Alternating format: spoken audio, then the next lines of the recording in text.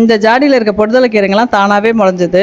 விதை விழுந்து மத்த ஜாடிங்கள்ல சின்ன சின்னதா வளர்ற பொடுதலை செடிங்கெல்லாம் எடுத்து இந்த ஜாடியிலேயே நட்டு வச்சிருவேன். 1 மாசத்துல இந்த அளவுக்கு இதெல்லாம் வளர்ந்துரும். இதுல இருக்க இலைங்களை மட்டும் எடுத்து பேஸ்ட் மாதிரி அரைச்சி தலையில தடவி 2 மணி நேரத்துக்கு அப்புறம் குளிச்சுட்டா தலையில அரிப்புலாம் இல்லாம நல்லா இருக்கும். இந்த ஒரு ஜாடியில இருக்க இலைங்க ஒருத்தர் தலையில தடவுறதுக்கு போதுமானதா இருக்கும். இந்த பாக்ஸ்ல கொத்தமல்லி கீரை முளையட்டும்னு சொல்லிட்டு விதை போட்டா அது கூடவே பருப்பு கீரை, கோவத்தழை, மணத்தக்காளி கீரை, குப்பைக்கீரை இதெல்லாம் நிறைய வளர்ந்துருக்கு. இவங்களை வளர விட்டா கொத்தமல்லி கீரையை வளர விடாம பண்ணிடுவாங்க. இருக்கிற சத்து எல்லாத்தையும் எடுத்துக்குவாங்கன்றதால அப்பப்ப எடுத்து வெளியே போட்டுக்கிறேன். அறுவடை கொஞ்சம் குறைஞ்சிடுச்சு. இந்த கத்திரி செடிகள்லாம் எடுத்துட்டு புது விதைகள்லாம் போட்டுடலாம் அப்படின்னு சொல்லிட்டு பார்த்தா சமீபத்துல பெஞ்ச மழையில இந்த கத்திரி செடியில நிறைய பூ பிஞ்செல்லாம் விட்டுருக்காங்க. இந்த நேரத்துல இவங்களெல்லாம் எப்படி எடுக்கிறது அப்படின்னு சொல்லிட்டு கொஞ்சம் யோசனையா இருக்கு. ஆடிப்பட்டத்துல நட்ட மிளகா செடிகள்ல நிறைய காய்களும் பழங்களுமா இருக்கு. இதுல இருக்க பழுத்த மிளகாவெல்லாம் இப்ப பறிச்சுக்கிறேன். இதை வெயில் அடிக்கிறதுக்கு தகுந்த மாதிரி நல்லா காய விட்டா காஞ்ச மிளகா ஆயிடும். இந்த காஞ்ச மிளகாவில டெய்லி தாளிக்கிறதுக்கு யூஸ் பண்ணிட்டு மீதி இருக்கிறத மிளகாத்தூள் அரைக்கும் போது சேர்த்து போட்டு அரைச்சிக்கிறேன். இயற்கையை நேசிப்போம்.